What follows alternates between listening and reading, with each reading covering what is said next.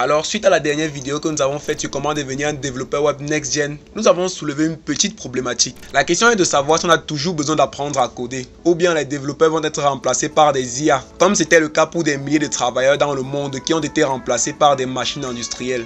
Si tu n'as pas encore regardé la vidéo, je te mets le lien dans la description. Nous allons voir comment les IA vont impacter le métier de développeur. Il y a une chose que les humains peuvent faire, mais pas les ordinateurs. Bonjour et bienvenue sur Artsider, Minasan, Konnichiwa. Dans cette vidéo, nous allons explorer la question à savoir si le codage est toujours pertinent à l'aide de l'intelligence artificielle croissante. Et si oui, comment les développeurs peuvent travailler en collaboration avec les IA plutôt que d'être remplacés par elles. Hey Cortana. Je suis là, mon petit Artsider d'amour. Chut, je t'ai dit de plus m'appeler comme ça quand on est en public. Garde ça pour plus tard. Ok, désolé monsieur Salim. C'est pas grave, lance le générique de la chaîne, s'il te plaît. Je lance le générique de la chaîne tout de suite.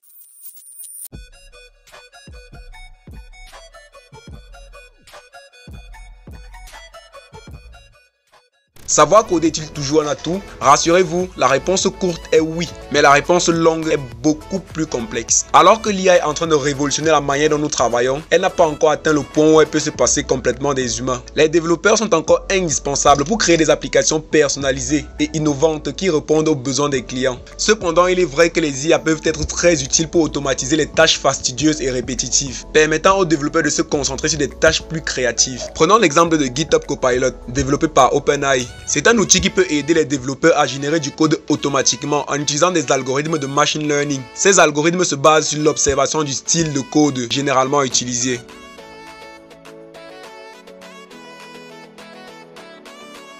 Pour ceux qui ne connaissent pas, GitHub Copilot est une extension que vous pouvez installer sur VS Code. Elle peut vous permettre de coder beaucoup plus vite et même pourquoi pas de faire du code que vous n'aurez pas forcément su produire. Mais bon, ne vous fiez pas aveuglément au code généré par cette IA. Il est important de comprendre le code qui a été généré.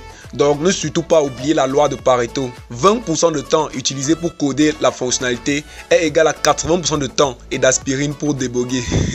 Ah, je suis un génie. C'est la loi de Pareto version dev. Ok, comment parler d'IA dans cette vidéo sans parler du fameux chat GPT? Désolé, il fallait que ça sorte. Je parle de la blague, je parle pas du paix. Je parle de la blague.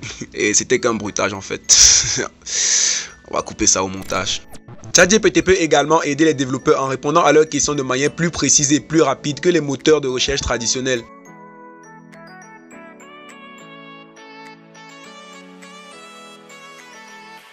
Je suis sûr qu'il vous est déjà arrivé de passer des heures à lire un article de blog qui vous explique les raisons pour lesquelles vous avez besoin d'effectuer l'action demandée, au lieu de donner directement la réponse à votre question. C'est très énervant, n'est-ce pas? Bon, je vais prendre un exemple tout simple en faisant une petite recherche sur Google. Comment formater une clé USB?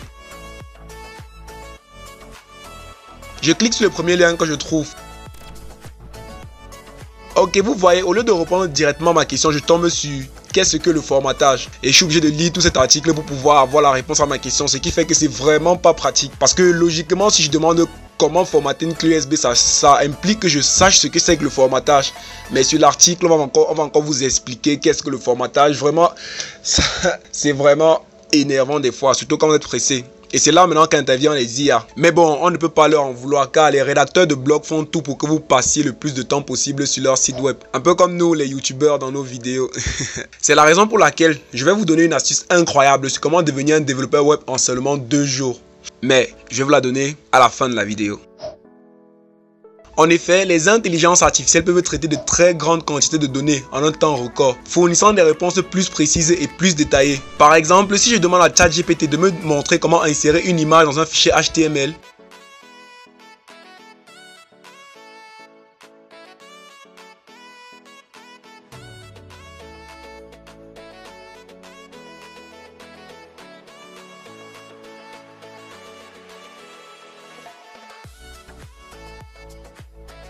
j'ai une réponse claire et nette. Et il y a même des explications. Bon, je vais poser une autre question. Est-ce que je suis un BG? On attend. On va savoir répondre à cette question. Ouais, qu'est-ce que je disais? Réponse claire et nette. Merci beaucoup, ChatGPT. Merci, merci. Ne vous inquiétez pas, c'est pas tout ce qu'on peut faire avec cette IA. Les possibilités sont vraiment énorme et on aura le temps de voir tout ça tout au long de cette formation. Donc pour ceux qui ne sont pas encore abonnés, je vous invite à le faire pour ne rater aucune des prochaines vidéos. Ok, cependant, travailler avec des IA nécessite une approche différente de la programmation traditionnelle.